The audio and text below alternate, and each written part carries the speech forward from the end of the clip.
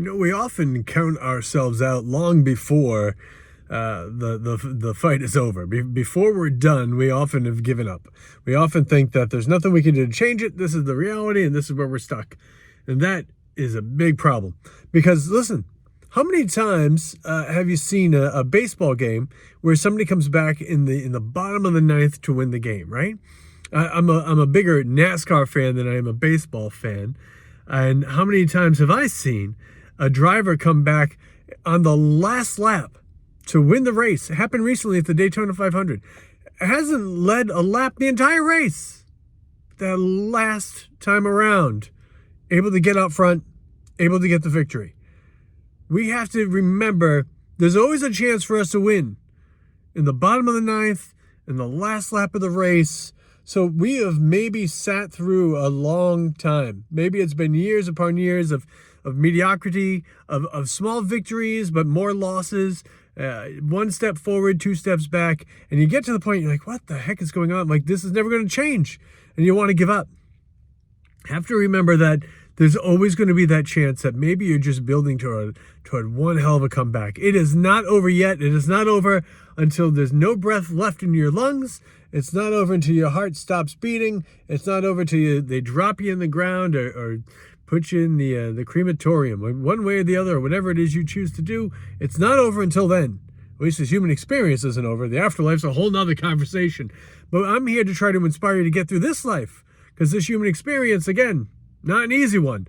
But there's always a chance to win the long game, to win the race at that last lap.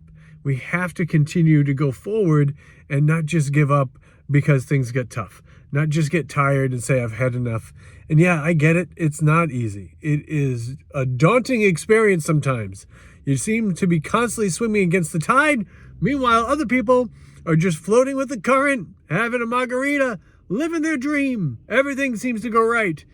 You're trying. You think you're a good person. Not perfect. None of us are perfect. We're not called to be perfect. But you do your best, but it never seems to be enough. That's okay. It's okay because even if we have to lie to ourselves sometimes and say it's okay, even though maybe it's not, long enough timeline, it'll be okay. You often have heard me say that we're all beautifully broken, right? And I kind of feel like all the shards from our brokenness, all the mistakes that we've made, all the issues that we've had, all the struggles, all those times that we've fallen short, all the times that we've had the rug pulled out from under us, each one of those things are just like another little shard of broken glass.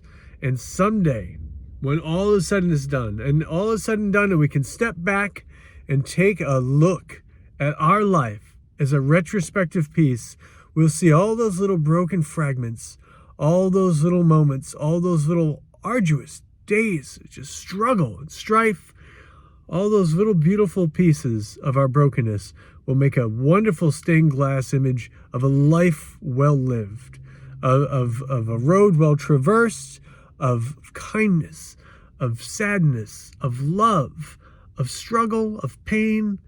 But when we look at it all together, it couldn't be any other way. So maybe it's you're still somewhere in the middle of the game. Maybe it's a 7th inning stretch. Maybe you're somewhere in the 200th mile of a 500-mile race. It's good. It means there's still hope. And hope is the most important thing. So hold on to hope, my friends.